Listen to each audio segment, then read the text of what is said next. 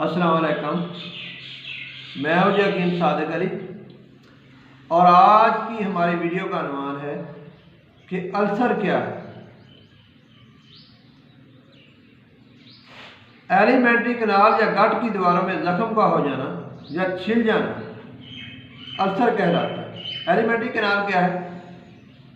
ये एक लंबी नाली है जो मुंह से शुरू होती है और नीचे इनस तक जाती है। तो इसमें किसी हिस्से में भी जख्म का हो जाना या छिल जाना जो है वो अल्सर कहलाता है।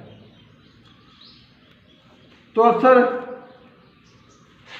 तेजाबी या गैस्ट्रिक अल्सर भी हो सकता है जो बतदरीज जो है वो मैदा की दीवारों को तोड़ता रहता है।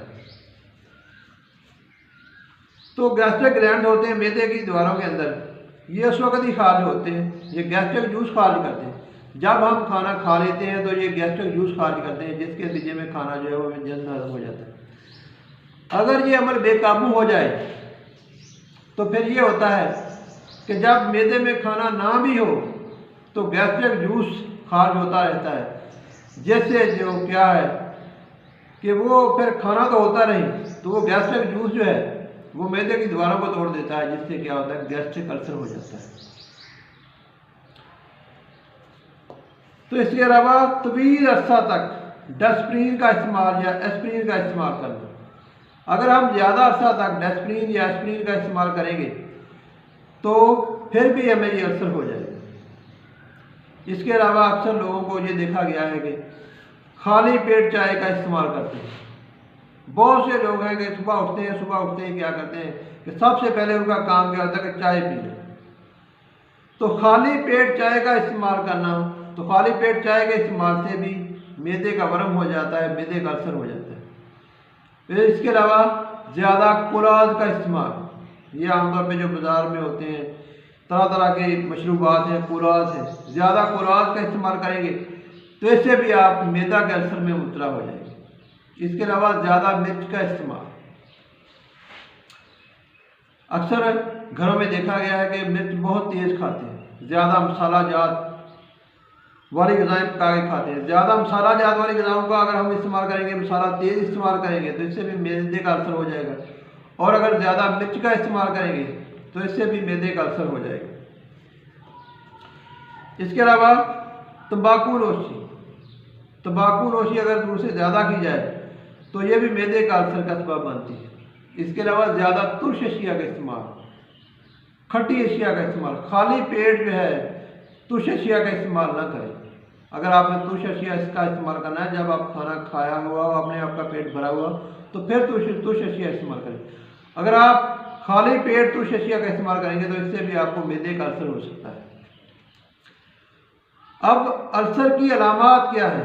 जब अल्सर होगा तो क्या वजूहात शामिल होगी? सबसे पहले तो ये है कि आप अगर पेट के ऊपर वाले जहाँ पे मैदे का मुंह होता है वहाँ पे हिस्से को दबा के देखें, सख्त मालूम होगा आपको, वहाँ पे सोजिश हो जाएगी।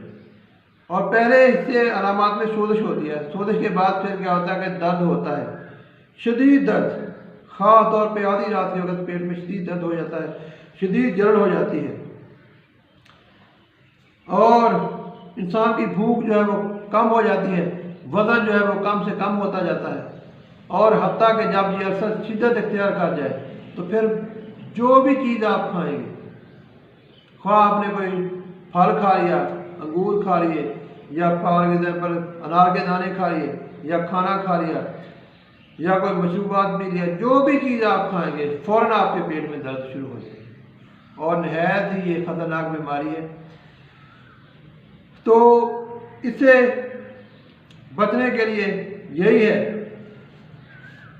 इसकी एहतियाती तदाबीर अब आपको बताता हूँ कि आप अल्सर से कैसे बच सकते हैं। जो मेरे बहन भाई इसमें मुब्तला है वो कैसे इस बीमारी से छुटकारा हासिल कर सकते हैं।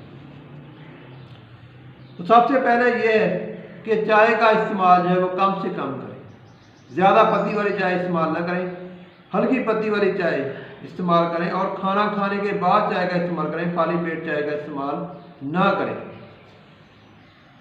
दूसरा यह कि स्पाइसी फूड्स, जो स्पाइसी फूड्स हैं यानी तली हुई चीज़ें होती हैं, ज़्यादा मज़ेदार ग़िज़ाएँ जो होती हैं, जिस तरह पकौड़े हैं, समोसे हैं, या चावल हैं, बड़ा गोश्त है, इस तरह की जो ग़िज़ाएँ हैं इनसे बचें।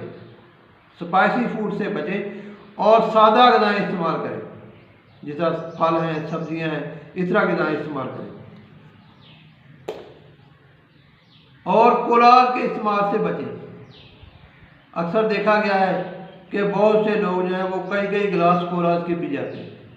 और ये मैं आपको बता दूँ एक ज़रूरी मालूमात कि जितना हम कैल्शियम 6 गिलास दूध के पी के हासिल करते हैं, जितना कैल्शियम हम 6 गिलास दूध के पी के अपने जिस्म में ले जाते हैं, अगर आप 1 गिलास कोलाज का पी रहे हैं तो वो सारे का सारा ख़त्म हो जाता है। इतना इसका साइड इफ़ेक्ट है। तो ये कोलाज जो है ये तोड़ देते हैं, मैदे की जो टिश्यूज़ होती हैं उसको तोड़ देते हैं। खाना खा के पिएंगे तो फिर भी कम नुकसान है। अक्सर लोगों को देखा कि भूख भी लगी होती है तो कोलाज पी रहे होते हैं। तो ज़्यादा कोलाज के इस्तेमाल से मैदे के टिश्यूज़ जो है, दीवारों के टिश्यूज़ जो है वो टूट जाते हैं, जिससे जो है आपको अल्सर हो सकता है। इसके अलावा आंतों के अंदर सोजश हो सकती है, बर्न हो सकता है और जिससे फिर बुखार की अलामत ज़ाहिर होती है। इसके अलावा तंबाकू नोशी इससे भी अगर आप दूध से ज़्यादा इस्तेमाल करेंगे, इससे भी आपको असर हो जाएगा। और सबसे बड़ी वजह है शराब का पीना, और ये वैसे भी इस्लाम में हराम है। तो शराब के इस्तेमाल से भी मैदे का असर हो जाता है। तो ये बहुत ही ख़तरनाक बीमारी है, इंसान का वज़न जो है वो बहुत कम हो जाता है। तो कोशिश करें कि इससे बचा जाए, सादा ग़िज़ा इस्तेमाल करें, मिर्च मसाले वाली ग़िज़ाओं से दूर रहें और फलों का इस्तेमाल ज़्यादा करें। और अगर आपको अल्सर हो जाए, ऐसे मरीज़ जो अल्सर में मुब्तला हैं उनकी ग़िज़ा क्या है? दूध का इस्तेमाल ज़्यादा करें और सुर्ख मिर्च का इस्तेमाल बिल्कुल बंद कर दें, उसकी जगह पे स्याह मिर्च का इस्तेमाल करें। तुर्श फलों का इस्तेमाल ना करें, जो मीठे फल हैं, रसदार फल हैं, उनका इस्तेमाल करें। कोलाज के इस्तेमाल से बचें। वस्सलाम।